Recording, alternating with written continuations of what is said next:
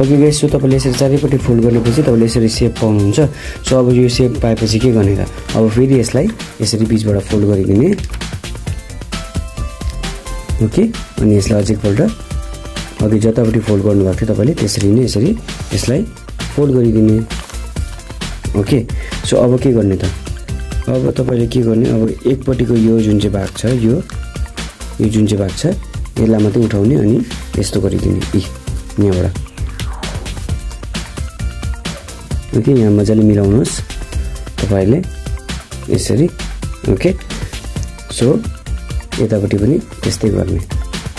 Okay, so हेर्नुहोस् मैले के गरिरहेको छु। अब यतापट्टि पनि तपाईले सेम यसरी नै गर्ने। ओके, सो हेर्नुहोस् यो यस्तो भयो। ओके, अनि यतापट्टि पनि तपाईले सेम गर्नुपर्छ है त, यसरी।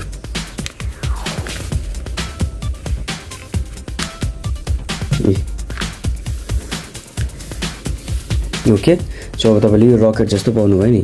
सो अब नेक्स्ट चाहिँ के गर्ने त, अब नेक्स्ट तपाईले बुझ्नु भएन होला, म फेरि पनि तपाईलाई एक्सप्लेन गर्दैछु हेर्नुहोस्। सो यस्तो यो हामीले फोल्ड गरिसकेपछि यसलाई के गर्ने, एकपल्ट फोल्ड गर्ने, अझै एकपल्ट फोल्ड गर्ने, अनि यसलाई पनि फेरि फोल्ड गर्ने यसरी। ओके, सो यसरी फोल्ड गरिसकेपछि अब के गर्ने त, अब हेर्नुहोस्, अब यो जुन चाहिँ यो एउटा भाग मात्रै उठेको हुन्छ नि, यसलाई मात्रै यतापट्टि यस्तो गरिदिने, यस्तो गरिदिने है त। हेर्नुहोस् यस्तो हो, यस्तो गर्ने। अनि यहाँबाट चारपाटी निक्लेको हुन्छ, अनि त्यसलाई पनि फोल्ड गरेर त्यसलाई पनि त्यही साइजमा तपाईले त्यही शेपमा नै यसलाई पनि फोल्ड गर्नुपर्छ।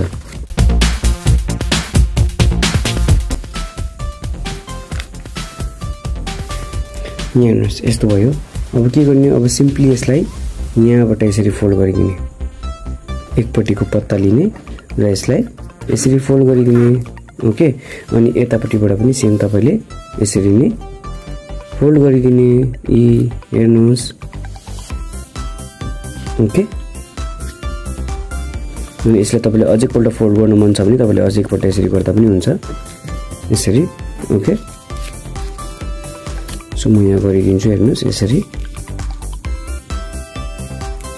यसरी। ओके, अनि तपाईले यसरी हेर्दा यो it looks like a fish. Okay, so